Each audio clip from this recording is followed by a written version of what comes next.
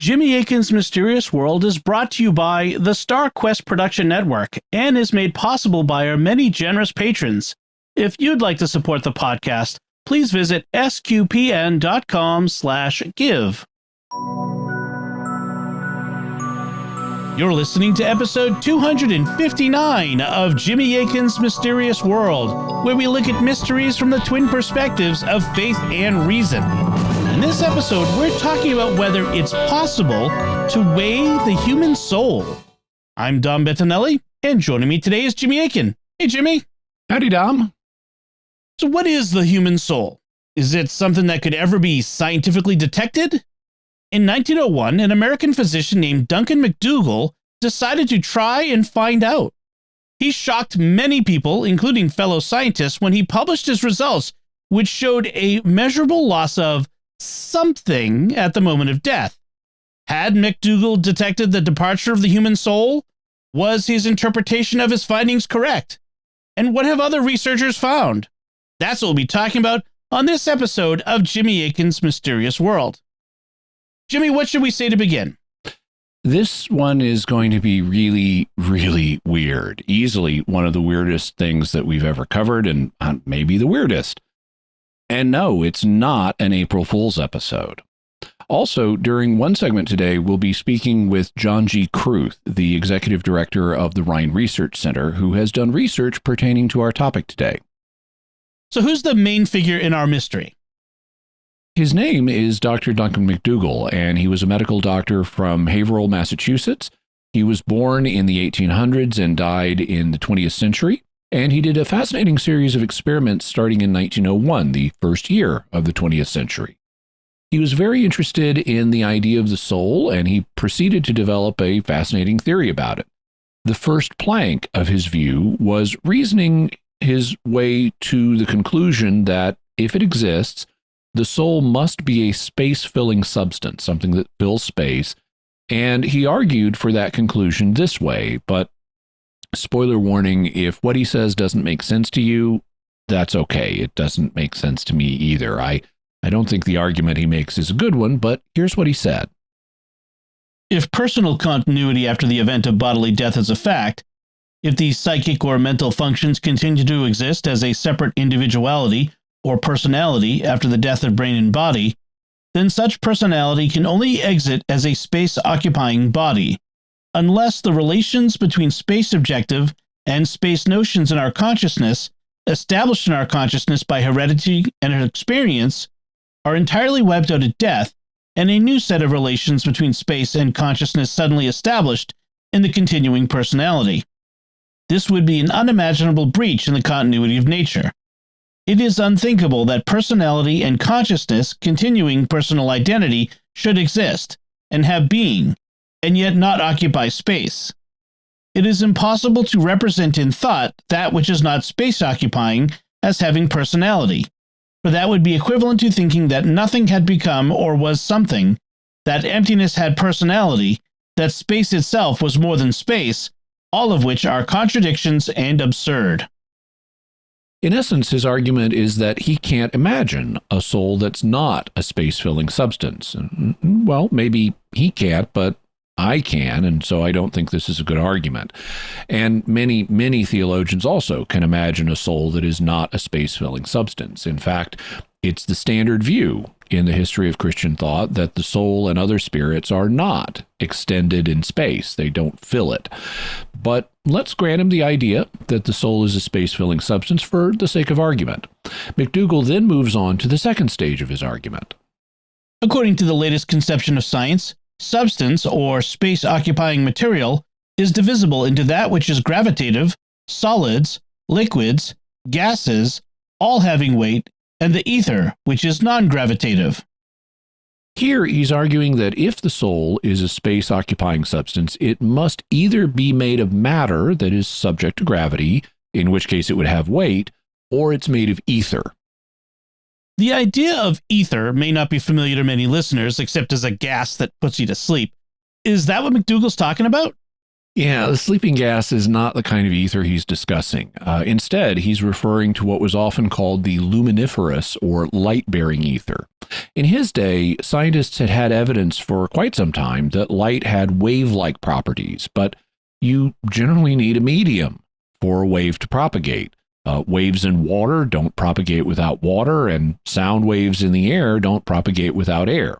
So they reasoned that since light propagates to us from the stars, all of space must be filled with a medium that allows light waves to propagate to the Earth, and they called this material the light-bearing or luminiferous ether. Today, standard physics doesn't accept the idea that this ether exists, but in McDougall's day, it was a standard opinion. And so McDougall reasoned that if the soul is a space-filling substance, it must either be made of matter that is subject to gravity or ether, which is not subject to gravity because that was one of its properties. Once again, he had a hard time imagining that it could be made of ether, so he ended up concluding that it's probably made of matter and has weight.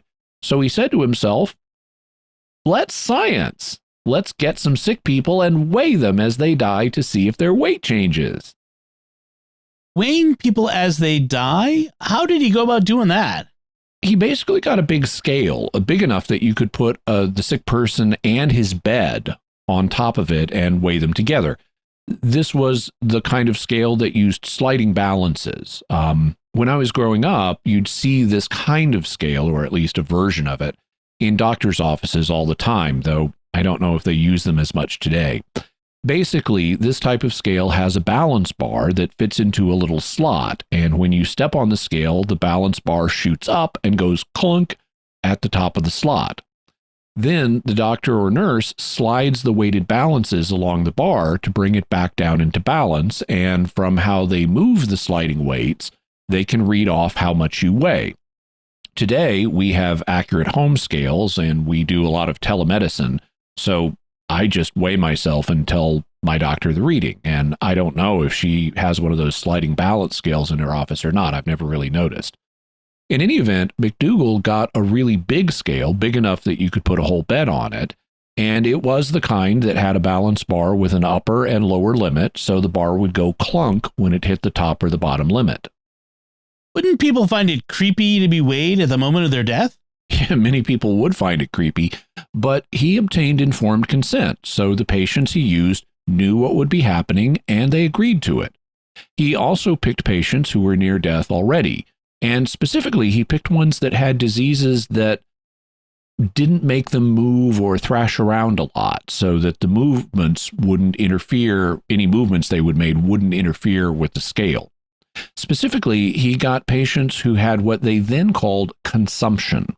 Today, we call it tuberculosis, and it's a bacterial infection of the lungs. So if you hear him say consumption, just think tuberculosis. We're fortunate that tuberculosis is rare today, and we have antibiotics to treat it, though we do have to watch out for antibiotic-resistant forms of the bacteria that cause it. But back when McDougall did his experiment, they didn't have antibiotics, and consumption was a leading cause of death. McDougall also used one patient who was in a diabetic coma, and the situation with diabetes was also different back then. Today, diabetes is very common due to the bad dietary advice the government has been giving under the influence of big food.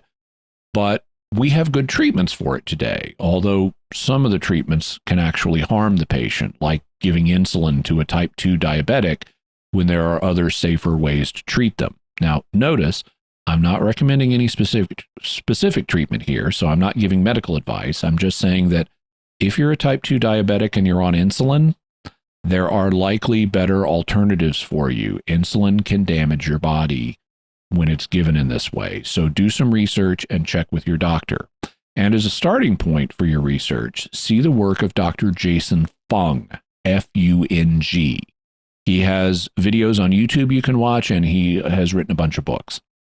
In any event, back when McDougall did his experiment, diabetes was much less common, but much more dangerous because they didn't have good ways to reverse it.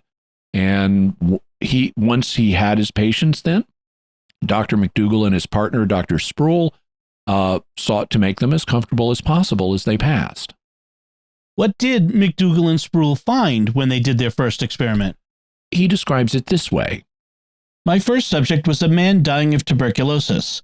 It seemed to me best to select a patient dying with a disease that produces great exhaustion, the death occurring with little or no muscular movement, because in such a case the beam could be kept more perfectly at balance and any loss occurring readily noted. The patient was under observation for 3 hours and 40 minutes before death, lying on a bed arranged on a light framework built upon very delicately balanced platform beam scales. The patient's comfort was looked after in every way, although he was practically moribund when placed upon the bed. He lost weight slowly at the rate of 1 ounce per hour due to evaporation of moisture and respiration and evaporation of sweat. And this is something that a lot of people don't realize, but we are constantly losing weight throughout the day when we exhale moisture or when our sweat evaporates. Back when I was aggressively seeking to lose weight, I'd weigh myself multiple times a day, knowing that the readings that I got first thing in the morning would be 2 pounds lower later in the day due to the loss of moisture or water weight. McDougall knew this happened too, so he took account of it. Loss of weight in the hours before death could be understood as loss of moisture, so what he was interested in was a sudden loss of weight in connection with the moment of death.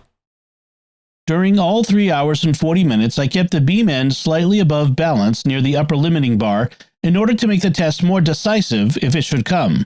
At the end of 3 hours and 40 minutes, he expired, and suddenly, coincident with death, the beam end dropped with an audible stroke, hitting against the lower limiting bar and remaining there with no rebound.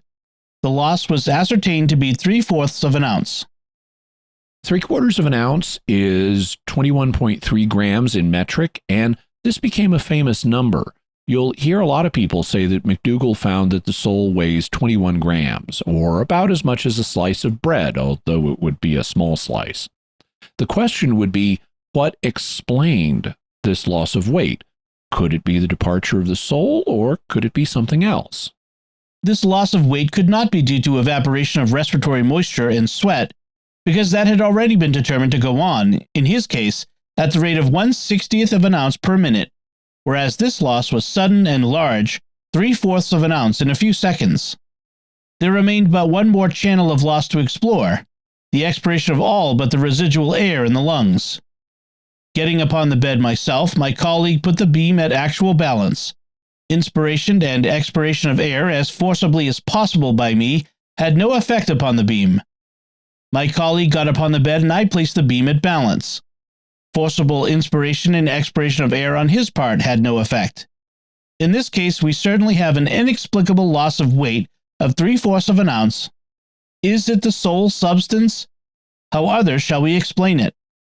To get more data, McDougall then went on to repeat the experiments with similar results.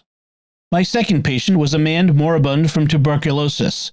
He was on the bed about 4 hours and 15 minutes under observation before death. The first 4 hours he lost weight at the rate of 3/4 of an ounce per hour.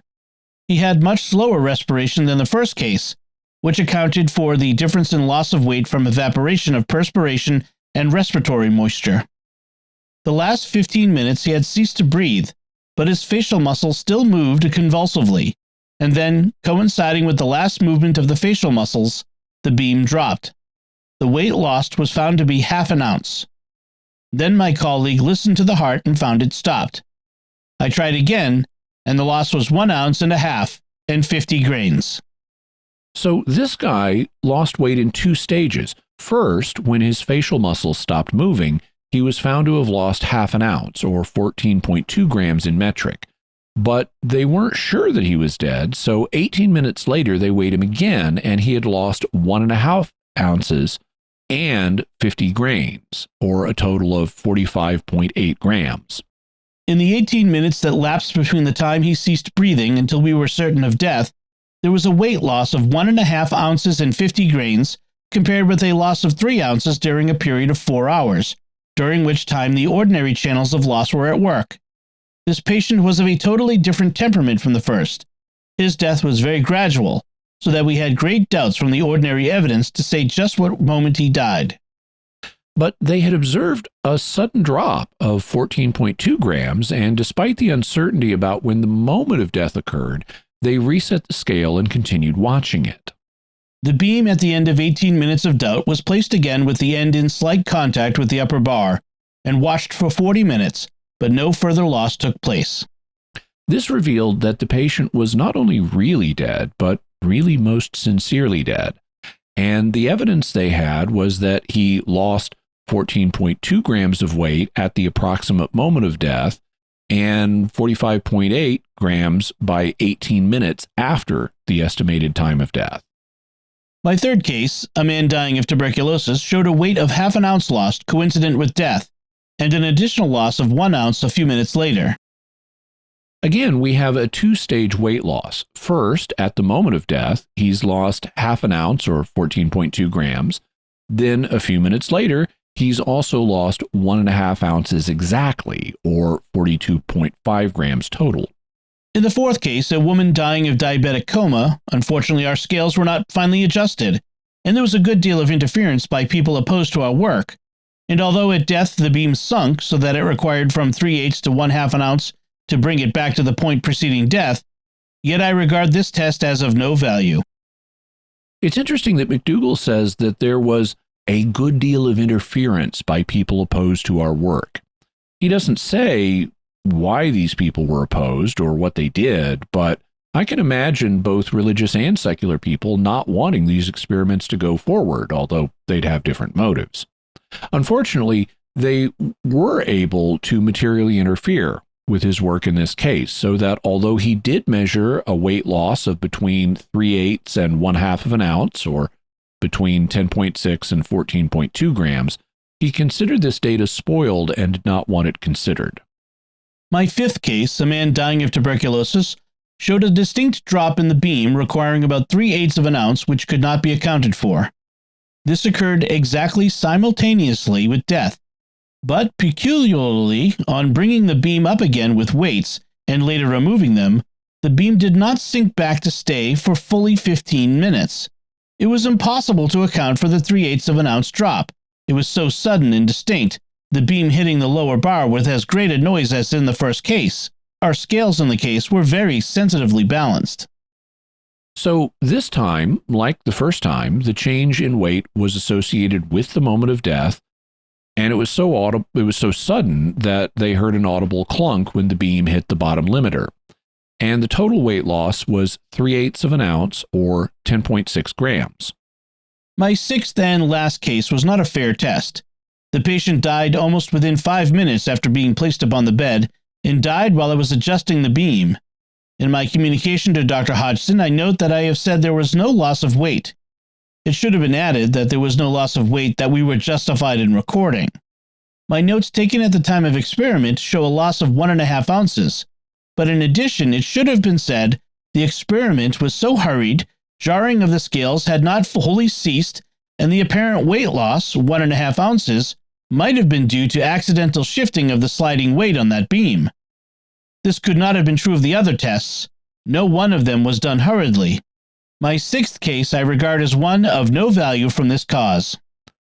So this time he got a reading of a loss of 1.5 ounces, or 42.5 grams, but he didn't want this result considered because the patient died so fast and he was still adjusting the sliding weight and it could have accidentally shifted.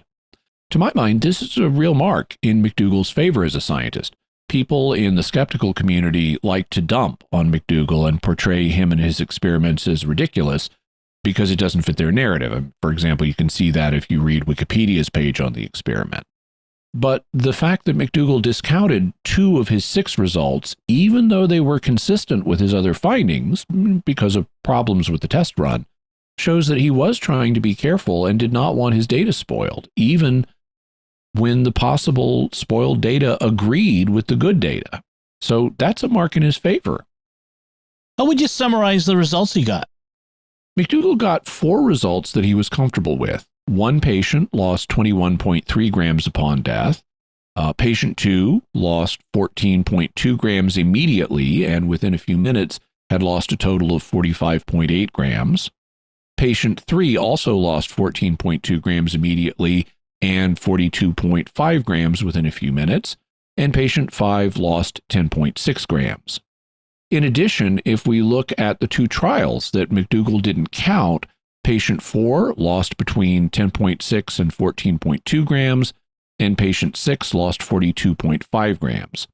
In each case, there was a weight loss associated with the moment of death, and the amount ranged between 10.6 grams on the low side and 45.8 grams on the high side.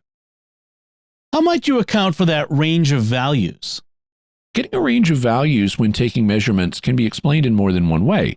The difference can be due to something the experimenter did differently, or it can be due to a difference in the mechanism being used to do the measurement, or it can be due to a difference in the environmental conditions affecting the experimenter and the mechanism, or it can be due to a difference in the thing that's being measured. One practical way of dealing with differing results is to average them and assume that the true value is near the average, which can be understood either as the mean, the mode, or the median of the reported results. All three of those, mean, mode, and median, are different ways of reckoning the average value. Another way is to try to refine the results by rejecting some, such as rejecting the outliers, the highest and lowest values, or by rejecting runs that you don't have full confidence in, which is what McDougall was doing in his paper. If you average all 6 of his runs, the average mean value of the initial weight loss, right at the moment of death, was 19.2 grams. And if you include the runs where there was some additional loss within a few minutes, the average mean value is 29.2 grams, both of which are close to the 21 grams figure that you often hear quoted, although that really was just the result he got on his first run. On the other hand, if you discount the results of patients 4 and 6, as McDougall recommended, the average mean value of initial weight loss is 15 grams, and the average mean value of total weight loss after a few minutes is 30 grams. All of these results, however they're measured, are within an order of magnitude, and in fact, they're within a multiple of 4.3, which is within the kind of results you often encounter in science. Does the soul need to have a single set weight? No, not at all. People's bodies have different weights, and if it turns out that souls have weight, they might have different weight values too.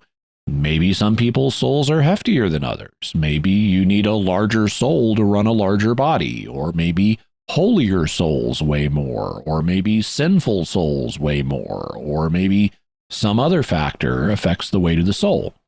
But the bottom line is that this is a realm where we really don't know very much, and so if souls have weight, we can't insist that they should all have the same weight. In episode 203, we talked about the possibility that animals have an afterlife, and you concluded that we have at least some evidence that at least some animals may. However, a popular idea in our culture is that animals don't have souls, or at least they don't have the kinds of souls that can survive death. Did McDougall ever run this kind of experiment on animals? He did. He also ran it on dogs. The same experiments were carried out on 15 dogs, surrounded by every precaution to obtain accuracy, and the results were uniformly negative, no loss of weight at death. The dogs experimented on weighed between 15 and 70 pounds, and the scales with the total weight upon them were sensitive to 1/16 of an ounce. The tests on dogs were vitiated by the use of 2 drugs administered to secure the necessary quiet and freedom from struggle so necessary to keep the beam at balance.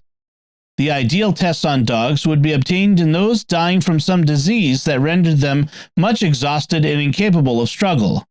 It was not my fortune to get dogs dying from such sickness. And that has led to some criticism. The fact he says that he couldn't get dogs who were dying of a sickness that would keep them quiet has led to the inference that he must have gotten healthy dogs and then poisoned them, possibly with the same drugs that he used to keep them quiet when he placed them on the scale. But there are some problems with this criticism. I mean, first, he doesn't actually say that he poisoned the dogs. He may seem to imply it, but, hypothetically, he might have gotten dogs that were sick and dying, just not of the same kind of diseases that would keep them from moving and trying to get off the scale. But second, and more fundamentally, they're just animals being used in an experiment, and lab animals die all the time. So, get over it.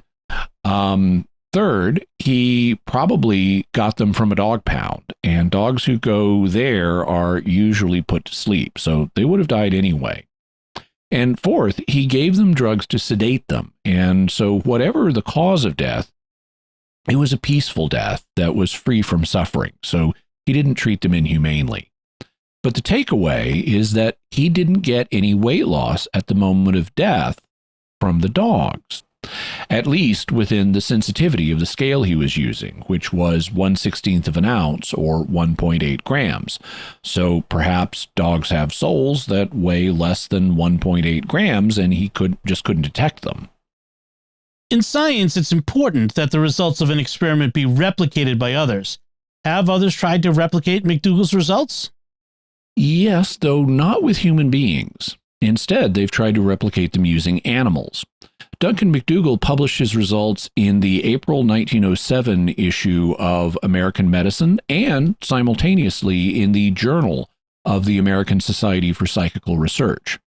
This article inspired a high school physics teacher and a physiography professor from Los Angeles named H. Laverne Twining to run a similar set of experiments on mice. And since mice are so small, Professor Twining used an extraordinarily sensitive scale that could measure 1/100th of a microgram. According to the June 16th, 1907 edition of the Los Angeles Herald, in the first test, the mouse was placed in a glass retort. The retort was then placed on the scales and exactly balanced to 1/100th part of a milligram. Next, a few lumps of potassium cyanide were placed on the scale pan, which held the retort, and the scales were rebalanced. When all was ready, the potassium cyanide was picked up with forceps and placed in the retort with the mouse. A few short struggles and the mouse made his final kick.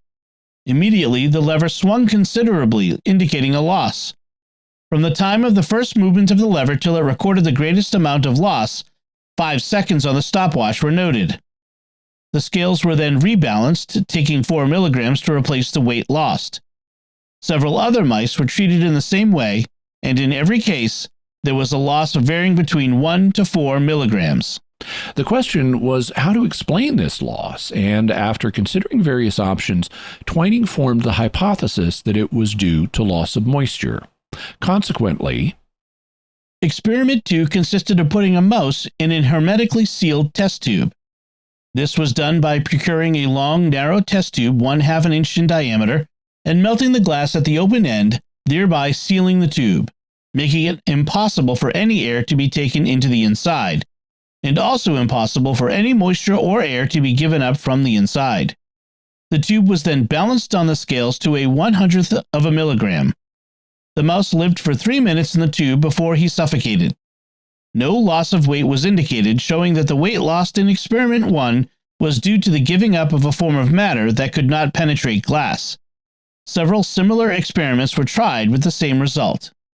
the fact that the weight did not change when the mouse was sealed in a test tube was consistent with Twining's hypothesis that the previously observed weight loss was due to a release of moisture at death.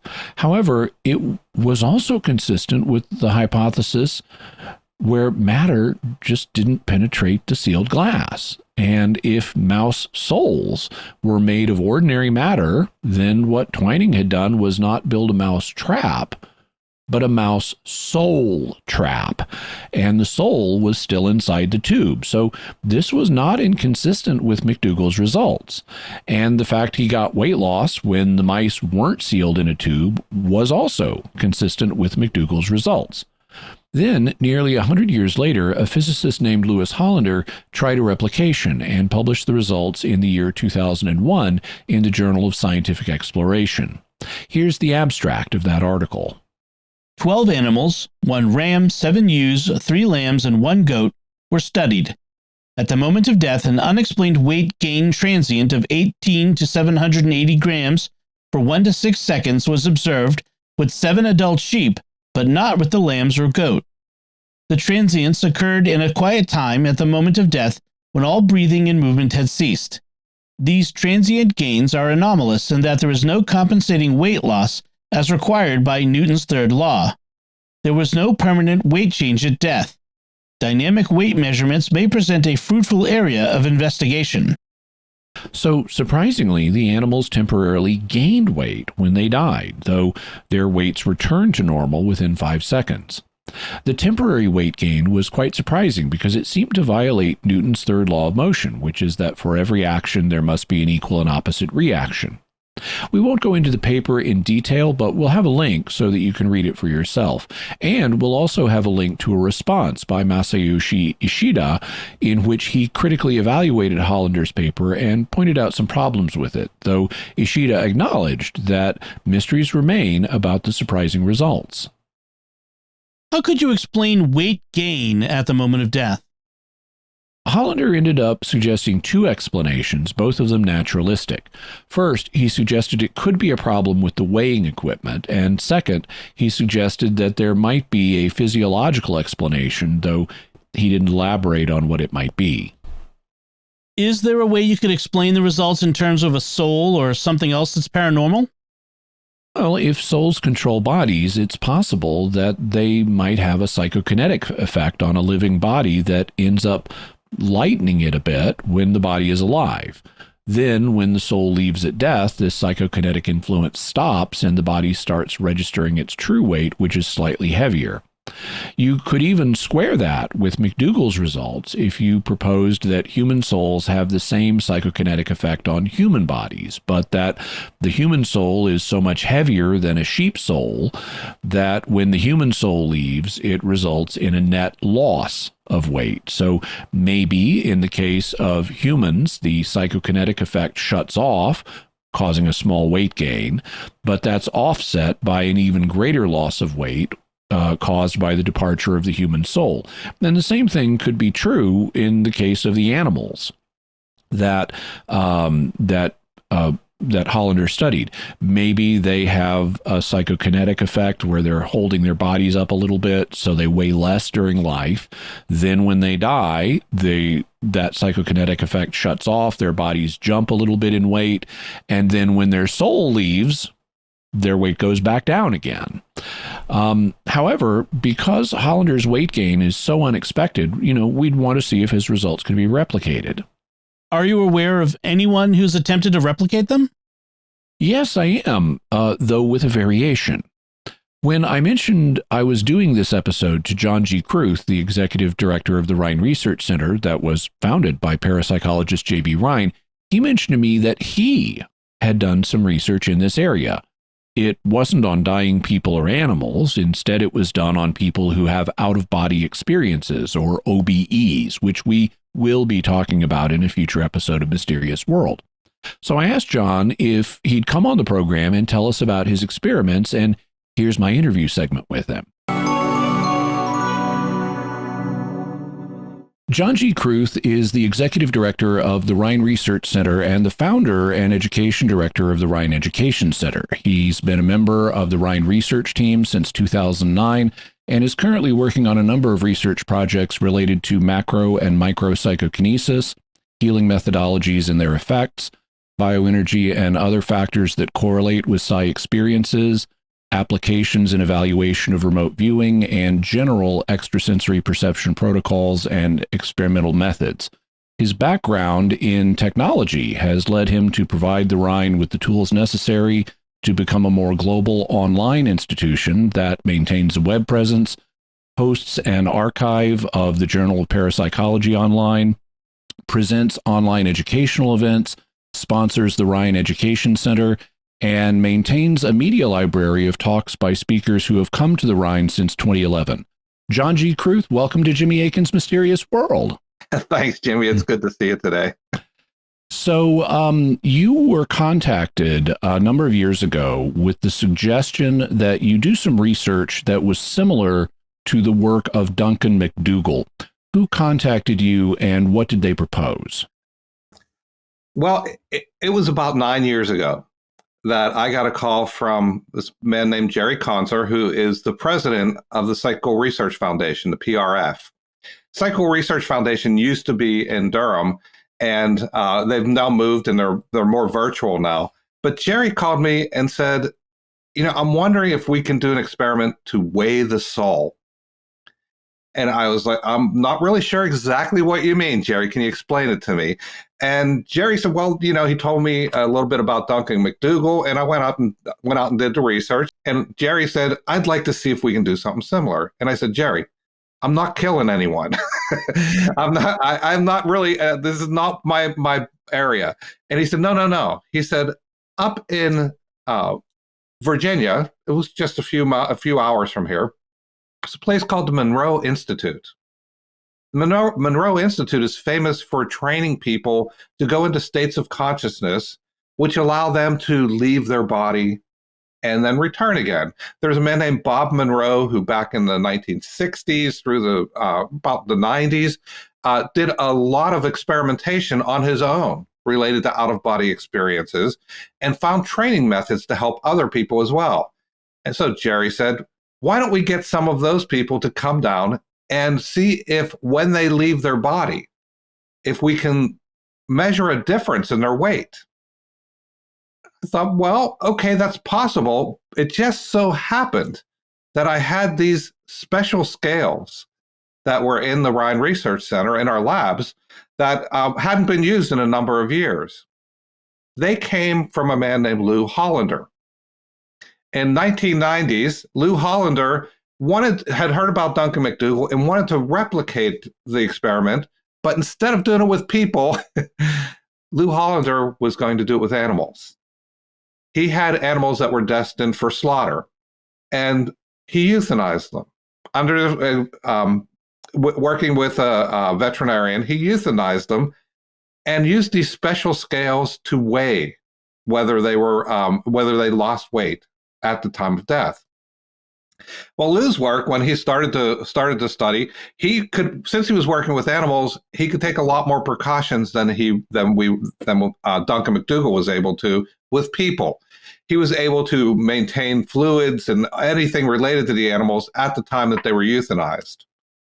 What Lou Hollander found was there was a change in weight at the time of death also.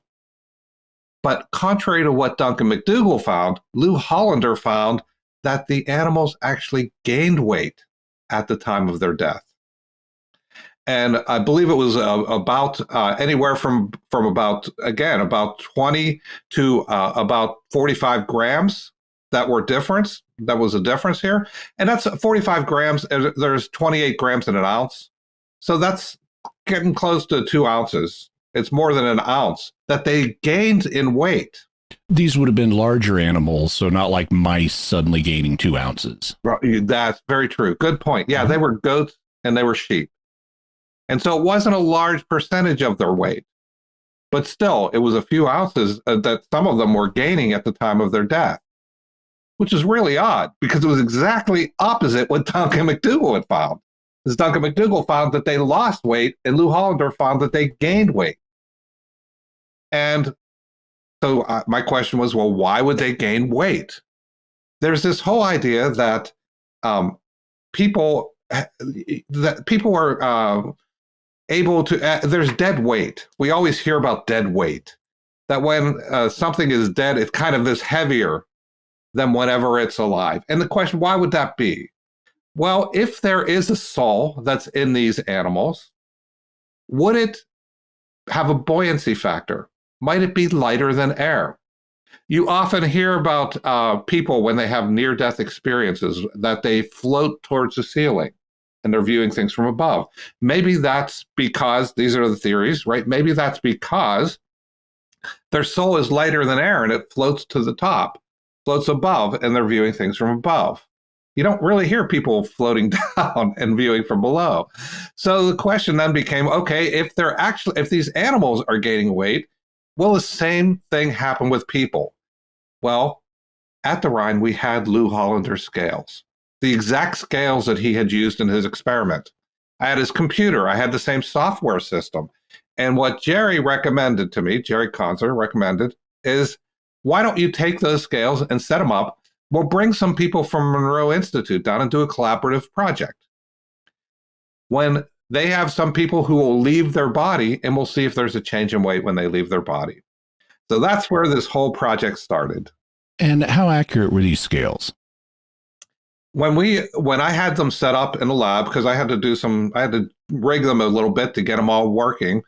I could manage about 100 kilograms, and they would vary 5 grams for 100 kilograms.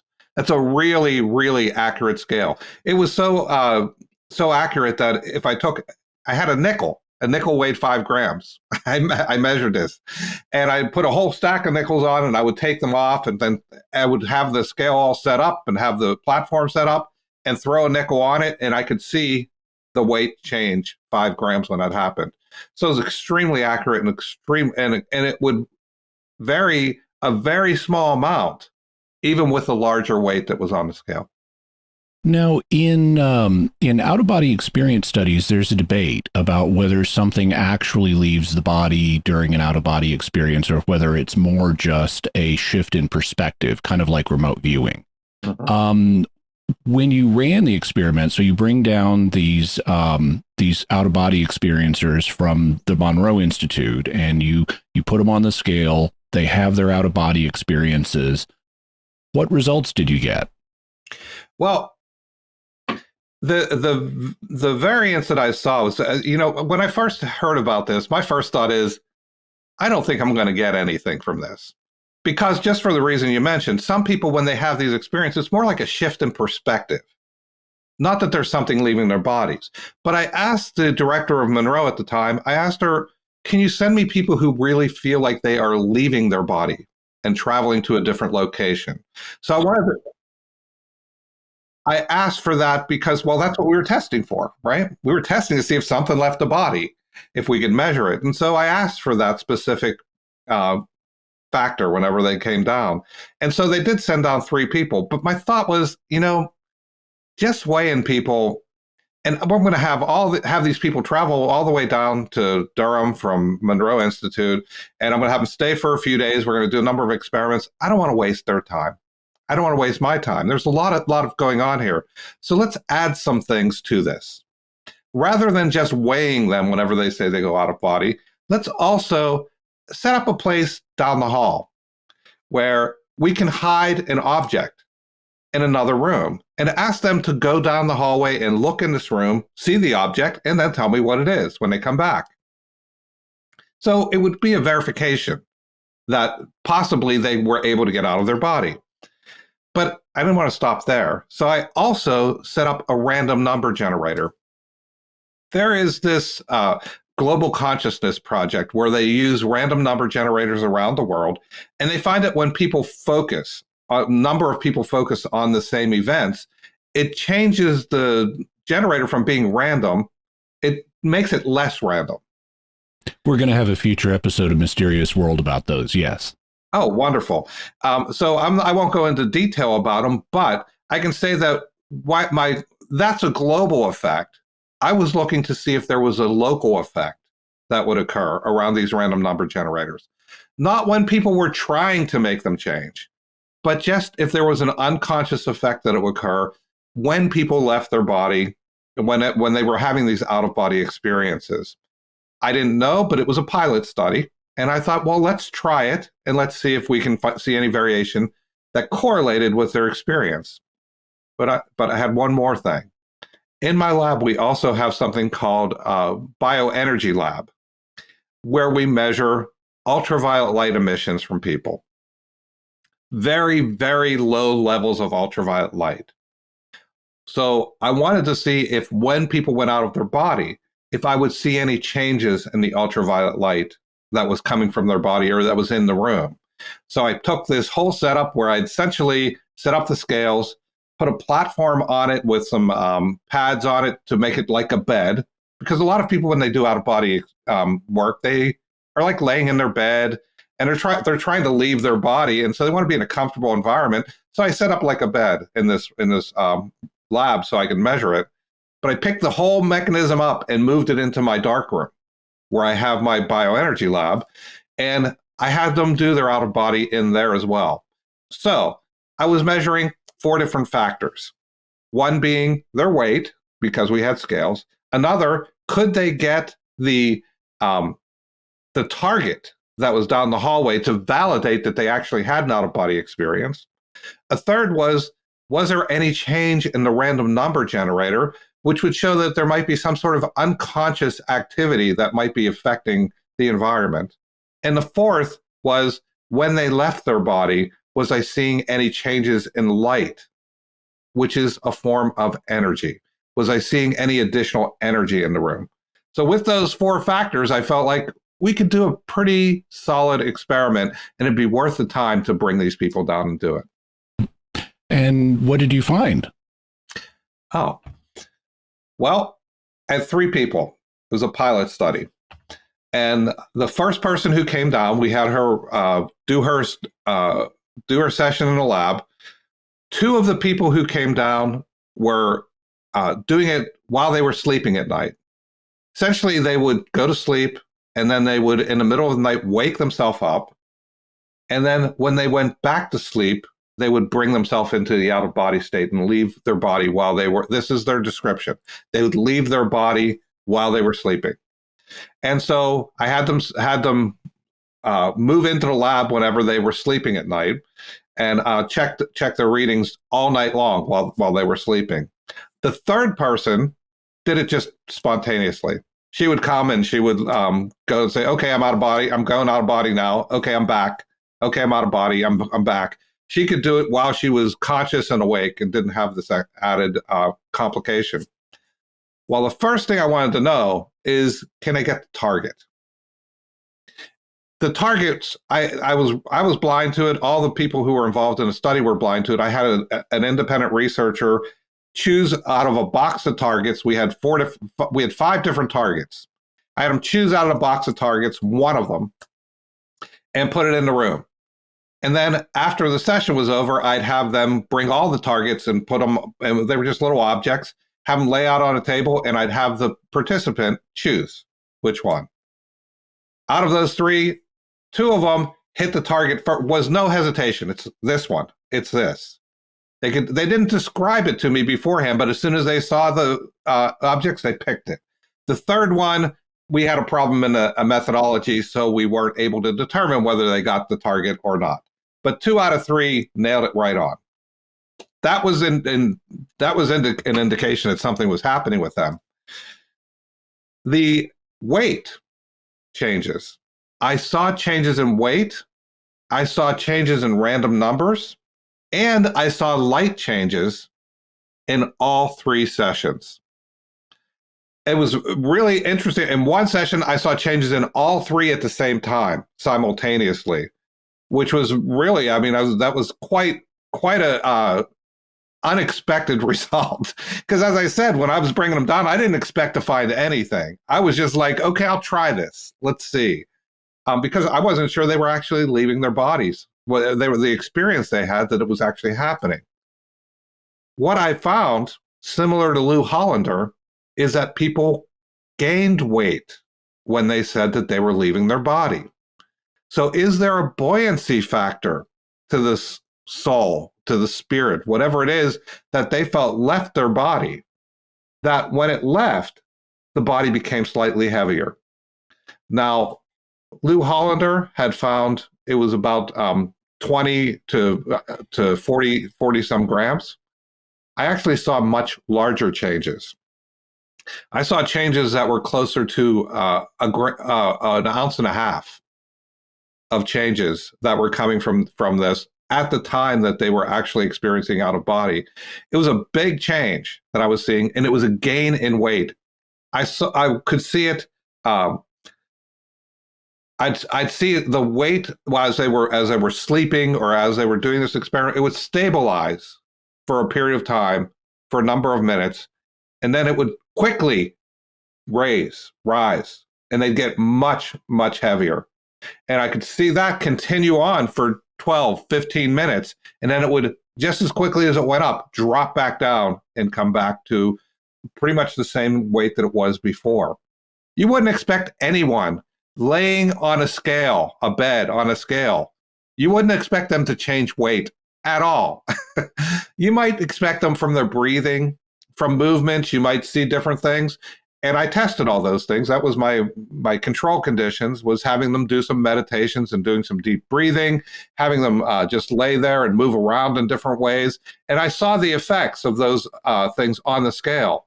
Nothing like the results I got whenever they actually said they were leaving their body. It was very different. So the idea of buoyancy of there being, and these also were not full deaths. This is just an out-of-body experience. So you might have seen even bigger effects if someone had actually died, but that's not the subjects you were using. That's not the study. I told Jerry I'm not killing anyone. I maintained that throughout the study. Yes. But so the idea of buoyancy is one possible explanation here. Another one that occurs to me is a variation on the proposal that people in general and or even organisms in general may have psi functioning as part of their ordinary experiences. And it occurs to me that one way that could manifest would be just like we use our muscles to navigate our environment and hold ourselves up and assume postures. We might be doing something similar just as an assist with psychokinesis. And organisms, including humans, might make themselves a little bit lighter than the raw matter in their bodies as they navigate or as they assume certain postures. And the removal of a soul or the change in focus, even if nothing's leaving the body, the change in focus could affect that psychokinetic lightening in a way that makes you appear heavier on a scale. What would you think of that proposal? Well, that's definitely a possibility. I mean, we have no idea what it might be causing this effect. So it's okay for us to look and explore different things. And some of the things I did, for example, in the interest of science, I took a nap on this scale in the middle of the day to see if when I slept, if there was any variation, and no changes.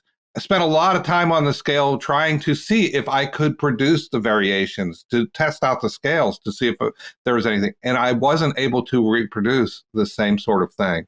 Now, I wasn't going out of body myself. That wasn't my goal here. And, that's not one of the things I practice a great deal. So it wasn't, beyond that though, could there be some sort of PK effect? Well, of course. Anytime we're dealing with electronic instruments, anytime, we're always at risk of saying there is a PK effect occurring either from the participant or from the experimenter. It may not be that the instrument is actually measuring a change in the environment, but the readings from the instrument might be affected by PK. So there's always a variation possibility. Now, this was a pilot study, which is a study done typically in preparation for a larger scale study. Have you published the results of this, or have you done a follow-up study? So I have not published, and there's two reasons I haven't published. First of all, because it was a pilot study, there were only 3 participants. It wasn't sufficient to give me the confidence that the effect was real.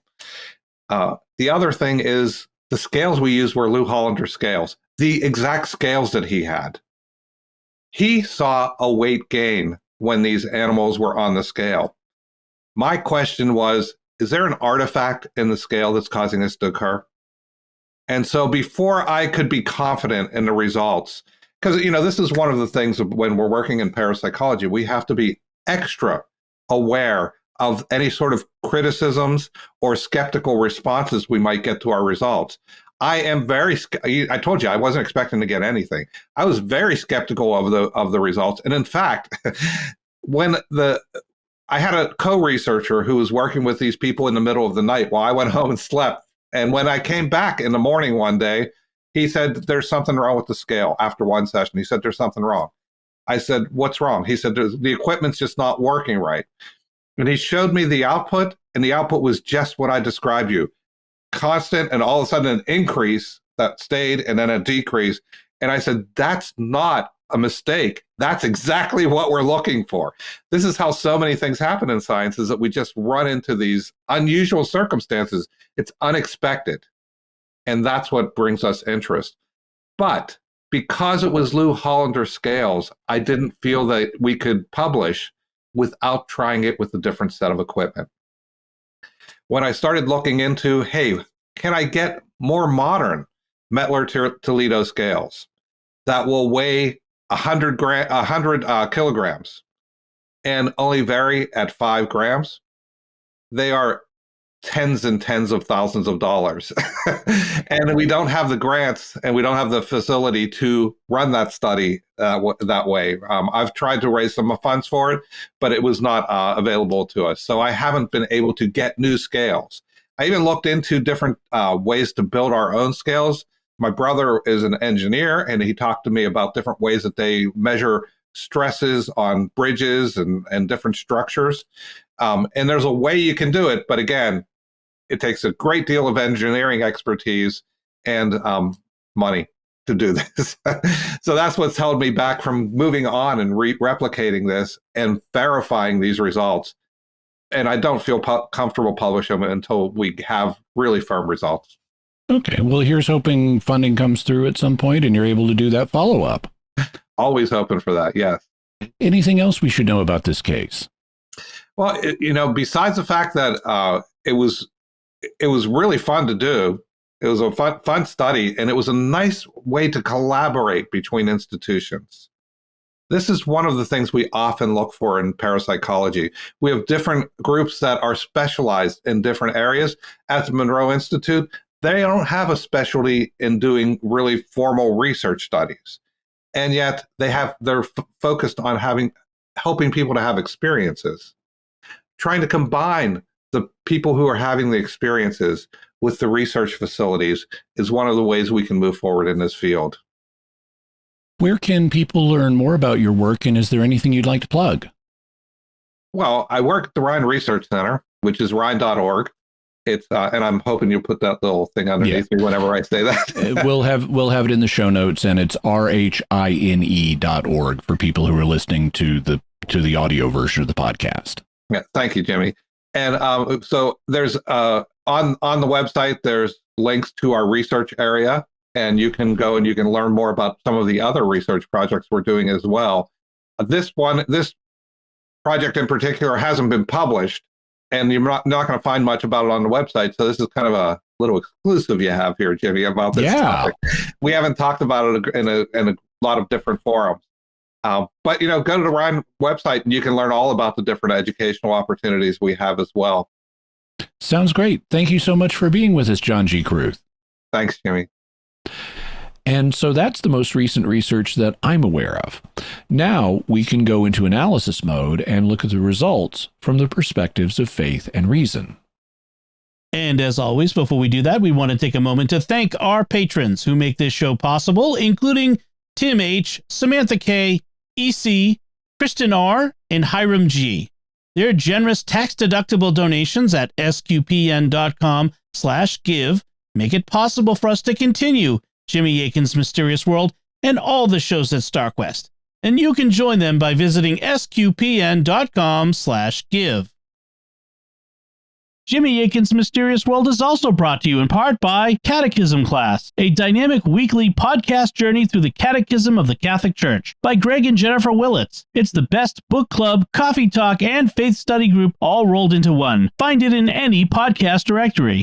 Jimmy Akin's Mysterious World is also brought to you by Tim Shevlin's Personal Fitness Training for Catholics, providing spiritual and physical wellness through personalized nutrition, workout and prayer programs, and daily accountability check-ins. Learn more by visiting fitcatholics.com.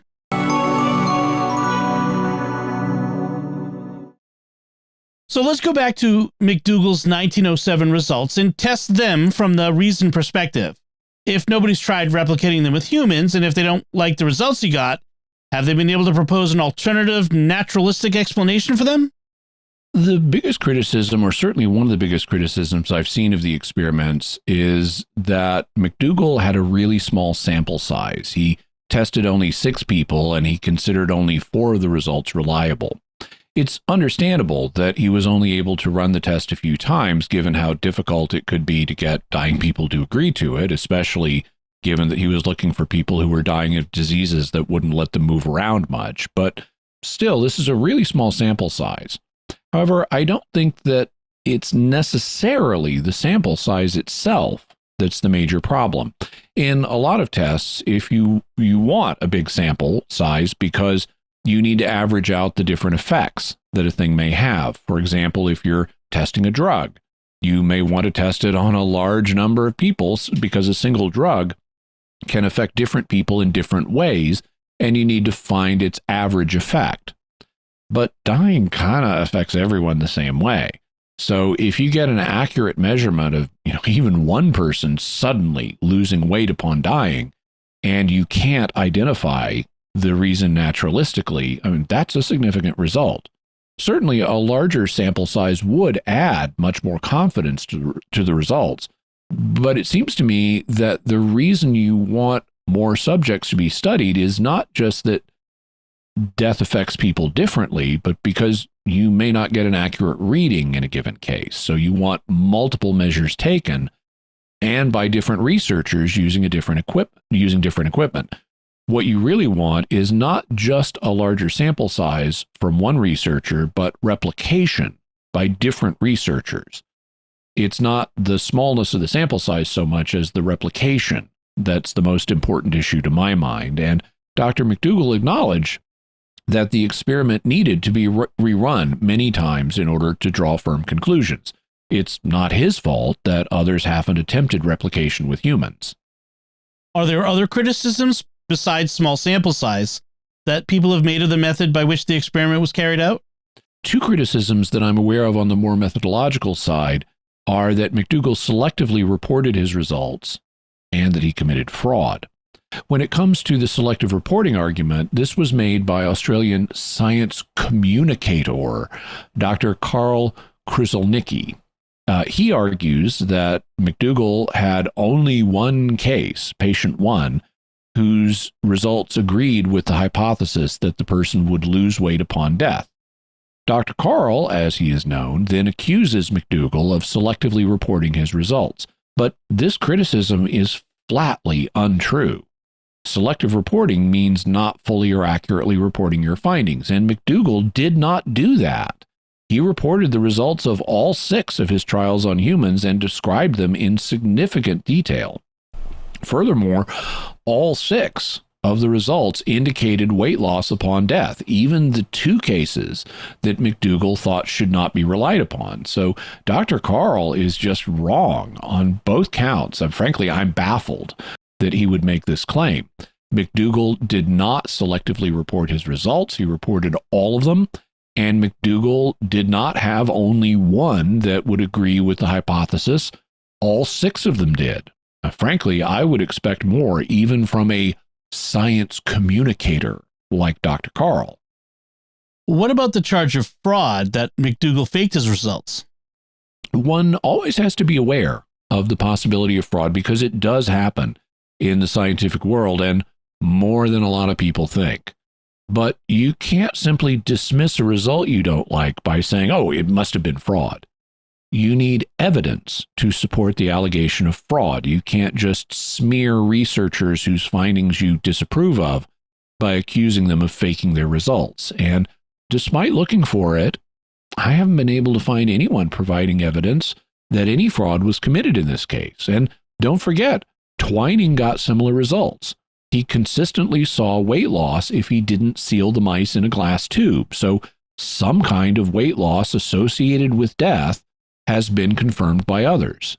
That's evidence against the idea that McDougall committed fraud because the same basic result has been replicated. Though, of course, we'll also need to discuss the weight gain that was seen by Lou Hollander and John Kruth in their experiments. Sticking with McDougall for a moment, let's look at responses that don't deal with the methodology and instead try to provide a naturalistic explanation of the weight loss that McDougall found at the moment of death. What have people said here? There are a number of proposals, including the following. 1, the weight loss could have been due to small amounts of perspiration on the skin that then evaporated. 2, the weight loss could have been caused by convection air currents that were affecting the scale. 3, the weight loss was caused by a sudden rise of body temperature, causing additional perspiration that then evaporated.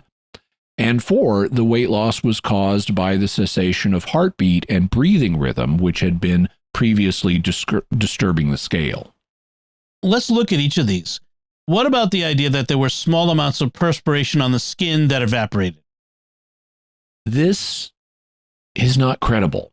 A person may have small amounts of perspiration on the skin, but it doesn't suddenly evaporate at the moment of death. It takes time to evaporate. What's more, McDougall's patients would have been covered up by gowns and bed sheets, covers, and so forth, so most of the sweat on their skin would have been absorbed by the bedclothes and remained to be weighed by the scale. There would not have been 10 to 45 grams of sweat released on the skin right at the moment of death, and even if there was, those 10 to 45 grams certainly would not evaporate into the air in an instant. It would take time for that much fluid to evaporate. What about the idea that there were convection air currents affecting the scale? This idea was proposed by Lynn Fisher in his book Weighing the Soul, which we'll have a link to. I actually like his treatment of McDougall a lot, in part because he's sympathetic rather than scornful, and he's trying to think through the problem in an open-minded way. But his convection current proposal didn't make any sense to me when I read it. Fisher proposed that the convection of the air currents was caused by the cooling of the body upon death, resulting in the scale changing reading, and that didn't make any sense. It's true that the body loses heat after death, a phenomenon known as algor mortis, which is Latin for the coldness of death. But your body doesn't suddenly drop multiple degrees when you die, enough to drive air currents to remove 10 to 45 grams from a scale. When a person dies, the wind does not suddenly swirl around the body forcefully because of a sudden loss of body temperature. Instead, algor mortis sets in slowly, and your body temperature gradually decreases over hours, which is how medical examiners can estimate how many hours ago a person at a crime scene died. You don't have a sudden massive loss of heat at the moment of death, so this theory doesn't explain McDougall's results. What about the opposite claim that there's a sudden rise in temperature that caused notable perspiration that then evaporated? Has anybody proposed that? This was actually one of the first proposals to be made. It was suggested by Dr. Augustus Clark in the pages of the journal American Medicine after McDougall published his results, and the two debated it back and forth in the journal for several months. The idea is that when you die, you stop breathing, so your lungs are no longer being cooled by taking in air, and your overall temperature rises temporarily before algor mortis sets in. Clark claimed that this would produce sweating, this rise in temperature since your lungs are no longer being cooled, and that the sweat would then evaporate. Clark even suggested that this was why McDougall got different results with dogs, because dogs don't sweat. Instead, they pant, they do that to cool themselves, and obviously dead dogs don't pant. So when the dogs died, they didn't release any moisture to be evaporated due to a temporary rise in body temperature. But first, Clark was wrong about there being a notable overall rise in body temperature after death. The cessation of the lungs breathing does not contribute very much to the cooling of the body when it's alive, and the body is always discharging heat into the environment by radiating it away through the skin, and that radiation of heat continues at death, and there isn't an overall notable rise in temperature upon death. Further, even if there was, and 10 to 45 grams of sweat suddenly appeared on the skin at the moment of death, it wouldn't instantly evaporate into the air. It takes time for sweat to evaporate, and a lot of such sweat would have been trapped by the bedclothes and still be impacting the scale. So this argument also doesn't work. Then what about the final argument we're considering, that heartbeat and breathing rhythms stop and this results in a change on the scale? It's true that breathing and heartbeat will cause you to bounce up and down slightly when lying in a bed. And it's true that this will cause the bed to bounce up and down very slightly on a scale, introducing noise into the measurement of weight. Then, when the person dies, the breathing and heartbeat stop and the noise goes out of the system. This results in a weight measurement that is in the middle, higher than the lowest readings, but lower than the highest readings. But based on simulations done by Masayoshi Ishida, this would be responsible for only around 2 grams of difference in the case of humans, not the 10 to 45 grams that McDougall found. We'll have a link to a paper where Ishida goes through all that in great detail, as well as providing replies to the temperature and sweat objections we've looked at, plus a couple more that we won't cover for reasons of time and simplicity. What about the weight gain results that were reported by Lou Hollander and John Kruth? How could those be explained? We'd need to look at some of the same considerations. John pointed out that one of the reasons he didn't publish was because this was just a pilot study and he only had a sample size of 3. We have no indication of fraud or equipment failure in these cases. They also seem to have eliminated things like vibrations and changing positions on the scale. Air currents are not a plausible explanation for that much weight gain, and you're certainly not going to gain weight by evaporation of sweat or exhaling moisture. But since both of these results were obtained with the same set of equipment, it needs to be replicated with other gear in order for us to have confidence with the results. Assuming that these results hold up upon replication, what might explain them?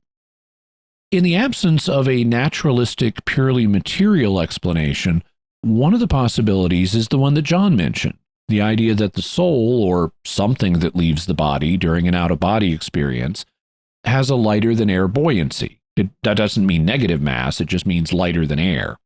So when this thing leaves the body is no longer being buoyed up by it, and its weight on the scale increases. Another explanation is the possibility that I mentioned, that organisms use psychokinesis when navigating their environments, and the result is that they use PK to hold themselves up or in place, which slightly reduces their weight in a normal situation. But when they die, or when something leaves the body, or just when they're directing their psi to another location, it disrupts this PK effect and they appear to get heavier. The McDougall result of weight loss and the Hollander-Kruth result of weight gain point in opposite directions. How could those be squared from the reason perspective? Well, one or the other, or both, findings could be mistaken. That's something we'd need further research and replication to clarify. However, if both findings hold up, there would be ways to reconcile them. As I mentioned, it could be that during normal situations where the organism is alive and not having an out-of-body experience, there is a lightning effect like the one that Hollander and Kruth measured, whether it's due to buoyancy or PK or something else. But then this is offset in organisms like humans at actual death by the loss of something that has a bigger effect than the lightning effect. And so the net weight of humans goes down at actual death. Then let's look at the issue from the faith perspective. What can we say about McDougall's findings here? The first thing I'd like to say is that McDougall's overall hypothesis that souls are made of a space-filling substance that is subject to gravity, meaning that it has mass, is very much out of sync with classic theological views. There isn't time to go into a technical discussion of all the distinctions regarding the soul that are permitted in Christian and Catholic theology. Maybe we can do that in a future episode. But allow me to point out 2 teachings that have been infallibly defined that are relevant to our question. The first is that God created 2 realms, the spiritual realm and the corporeal or bodily realm, and that man shares in both of these realms since he has both a body and a spirit. The second is the idea that the rational soul is the substantial form of the human body, so it integrates the body and makes it the body of a specific person. The first of these principles, in particular, at least creates tension with McDougall's proposal. Why would the idea that man participates in both the spiritual and the bodily realms create tension with McDougall's view? Because by infallibly defining this, the church has infallibly defined that the two realms are different. The spiritual and the bodily are not the same thing. Now, in light of modern science, it's very easy to identify the bodily realm with the realm of, physical matter and physical energy. And that would indicate that whatever the spiritual realm is, it's not, or wouldn't seem to be, the realm of physical matter and energy, which would suggest that man's spirit is not made of physical matter and energy, which, are really the same thing since matter and energy mutually convert, E = mc squared and all that. But McDougall's view seems to suggest that the soul is made out of physical matter and energy. He says it's a space-filling substance that's subject to gravitation, and if it's subject to gravity, it must have mass. And the only things that we know of that have mass are subatomic particles. And that would suggest that the soul is either made of atoms or the constituent parts of atoms, which would put it in the realm of physical matter and energy. So there's at least a tension between the church's view and McDougall's. Are there ways you could try to harmonize these ideas? There are. I can imagine ways to square them. They're rather technical and they'd take rather a long time to go through, so I won't go into them in detail. However, consider the possibility that spirit and matter are two different manifestations of one underlying thing.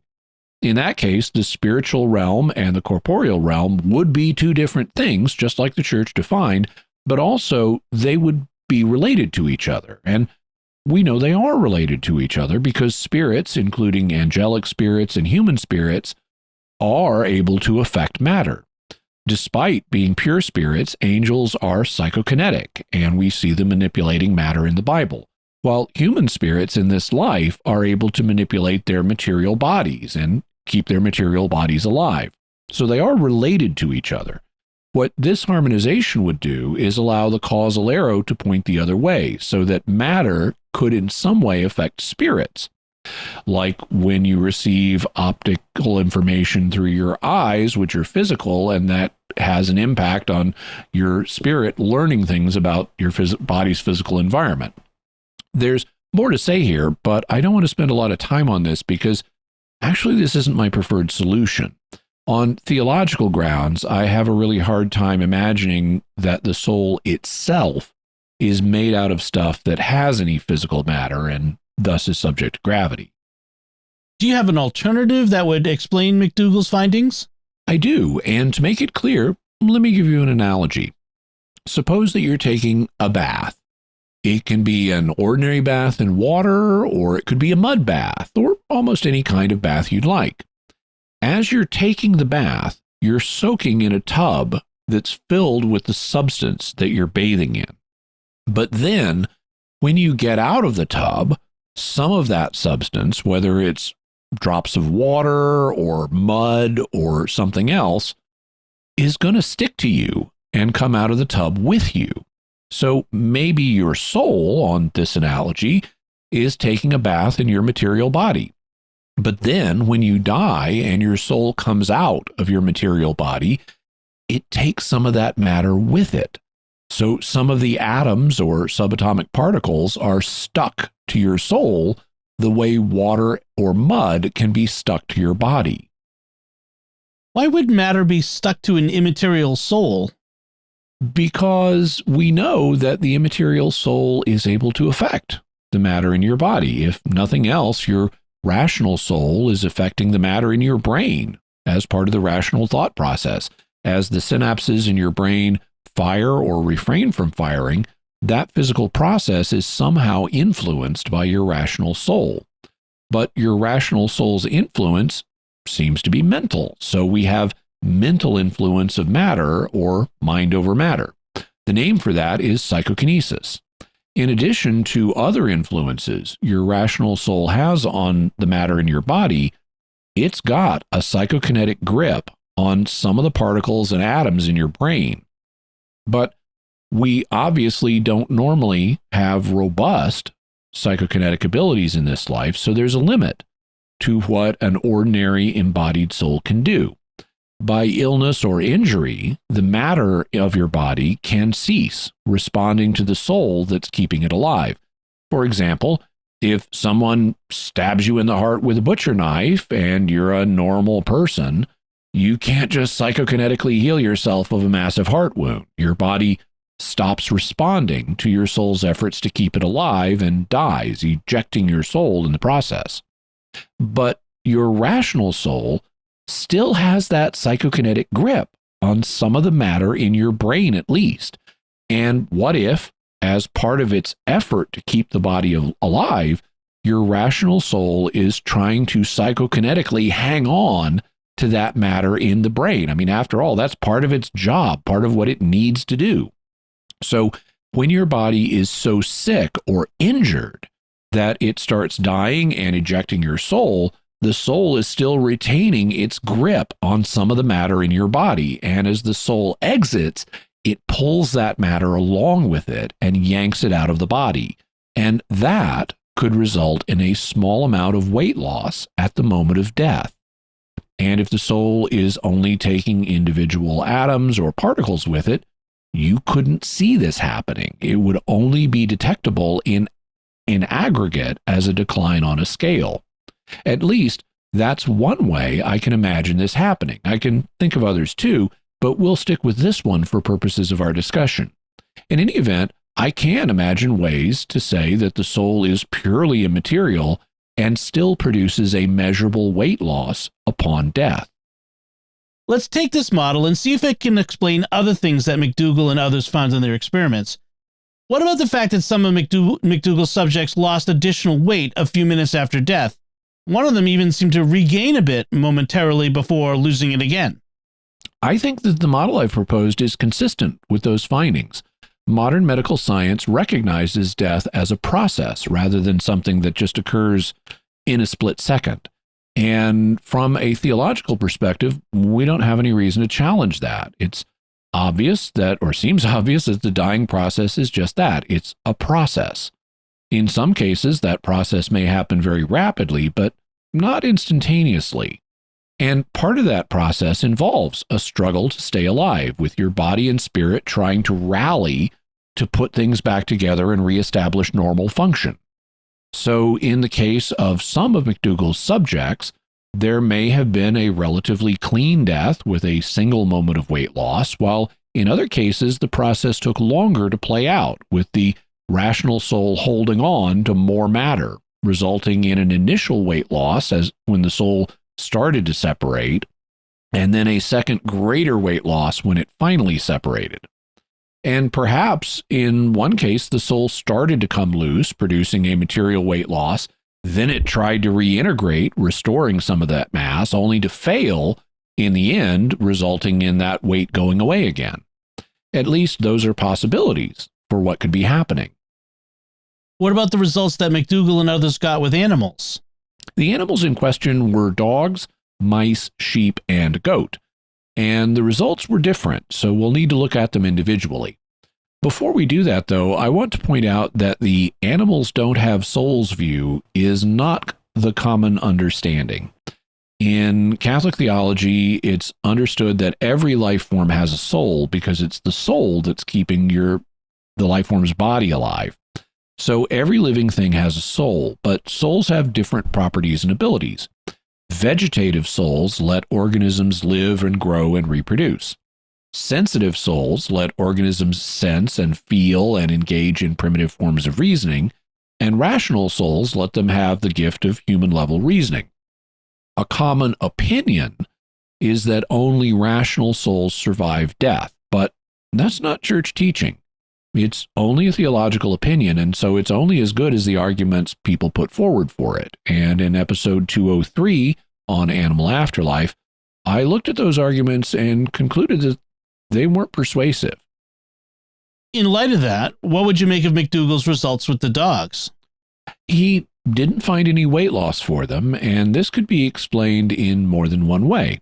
First, his scale wasn't sensitive enough. to detect weights of less than 0.2 of an ounce or 5.6 grams. So maybe dogs don't have souls that can survive death, and so it doesn't take any matter out of the body. Or maybe they have a weaker soul that doesn't have as tight a grip on some of the matter in their bodies. And of course, they have smaller bodies than humans. So maybe when a dog dies, it takes out less than the 5.6 grams that McDougall could measure. How about the mice that Twining tested? He used a more sensitive scale, and for the mice he had in the open air, he saw losses of between 1 and 4 grams, though he didn't see anything if he put the mouse in a sealed glass tube. The weight loss he saw in the open air mice could be due to their souls coming out of their bodies, whether their souls went on to survive or not. And in the case of putting one in a sealed glass tube, the matter may well have been pulled out of the body. It just remained in the tube, and so the weight reading didn't change. Lastly, we have the sheep and the goat that Hollander tested. What about these? Hollander's measuring system was able to detect shifts of 5 grams or more, roughly equivalent to McDougall's. He did not find any weight drop in the 3 lambs he tested or the 1 goat. As a result, his findings for these animals were equivalent to McDougall's findings on the dogs, and we've already seen how the model I've proposed could explain those. When it came to the 7 adult sheep he tested, he did see weight fluctuations, but of an unexpected kind. They temporarily gained weight only to lose it again quickly. Can you see ways for the proposed model to explain this? Yes, the souls of different organisms have different properties, which is why the organisms are different. The soul of a dog, has different properties than the soul of a sheep, which has different properties than the soul of a human. Maybe one of the properties of a sheep's soul is that as part of their rallying process, as they're trying to reintegrate with the body, they pull in additional matter, but that matter leaves when the soul fails to reintegrate. Or, as a 4-footed creature that likes to be planted firmly on the ground, maybe their souls try to stabilize themselves by psychokinetically pushing down. It's kind of a panic reaction. I want to be planted on the ground, so they psychokinetically push down when they're in the distress of dying, and that causes a momentary weight gain. But then when the rally fails and they do die, that psychokinetic effect evaporates. Now, Hollander's results are so unexpected that if they were all we'd have, I would suspect it was something else that was the true explanation. Perhaps a flaw in the measuring system or the particular measurements that were taken by Hollander. But John Kruth's experiment also pointed to weight gain in the case of human out-of-body experiences. It was made with the same equipment, so maybe it was a mechanical problem in both cases.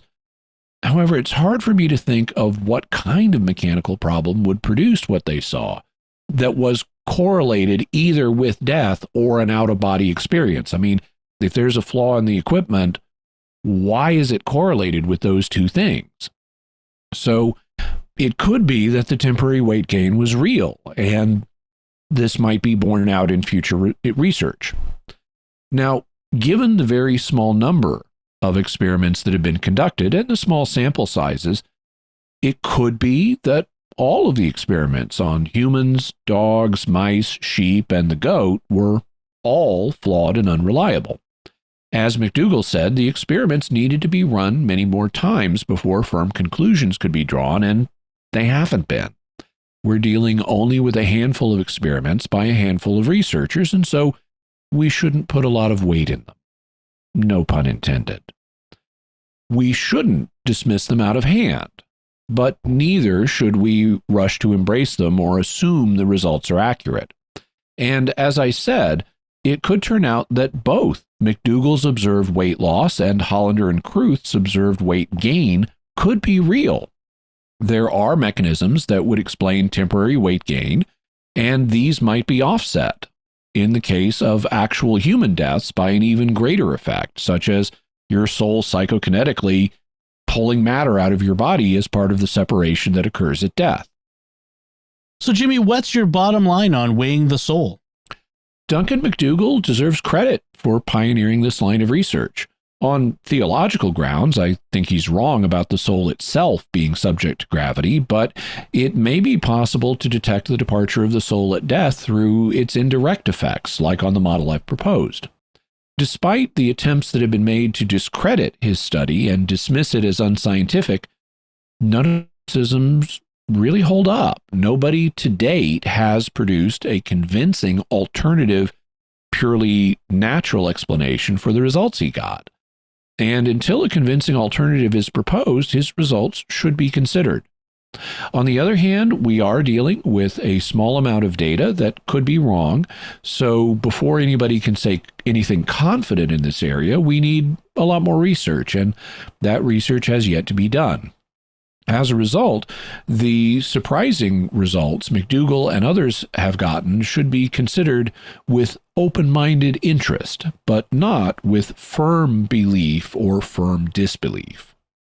Anything else you want to say before we close? Yes, I want to say a special thank you to John Kruth of the Rhine Research Center for coming on the show today and sharing the results he found with us. That really added a significant dimension to the show, as his findings were in the same direction as Hollander's.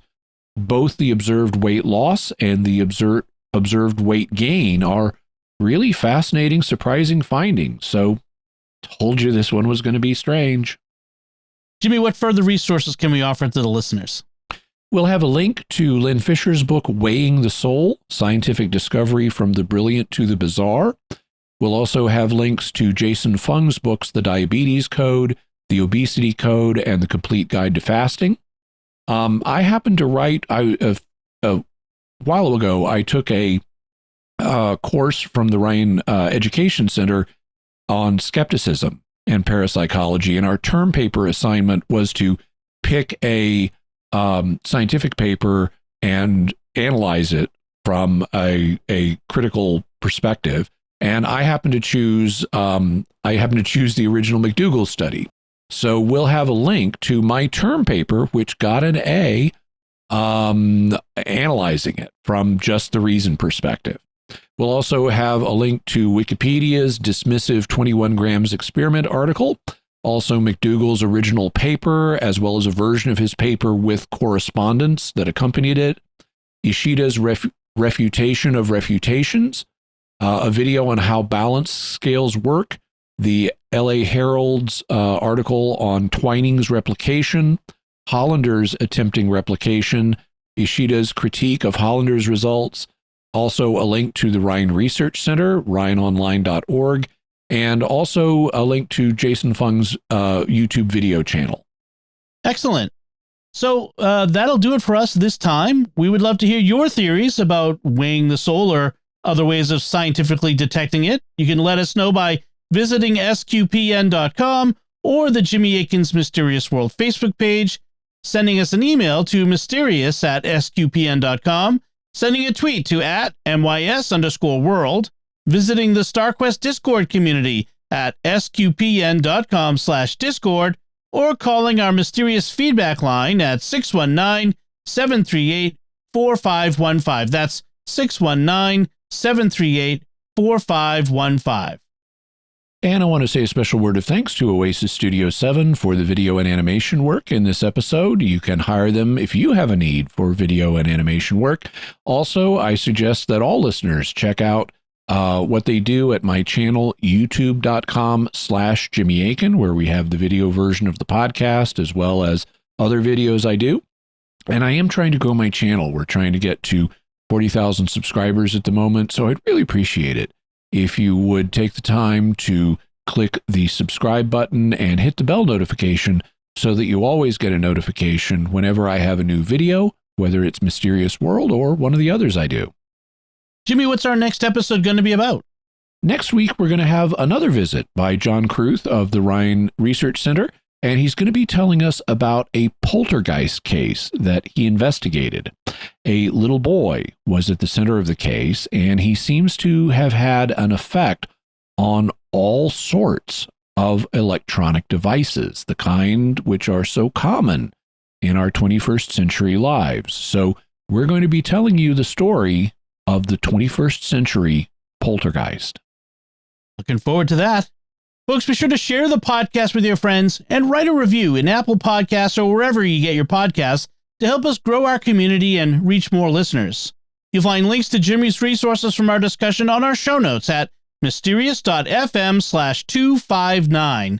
And remember, to help us continue to produce the podcast, please visit sqpn.com/give. Jimmy Akin's Mysterious World is also brought to you by Fearvento Law PLLC, now assisting clients with expungements and set-asides of Michigan convictions. To learn more, call 231-202-3321 or go to fearventolaw.com, FIORVENTO law.com. And by DeliverContacts.com, offering contact lenses at low prices with free delivery. Visit DeliverContacts.com. Until next time, Jimmy Akin, thank you for exploring with us our mysterious world. Thanks, Dom. And once again, I'm Dom Bettinelli. Thank you for listening to Jimmy Akin's Mysterious World on StarQuest.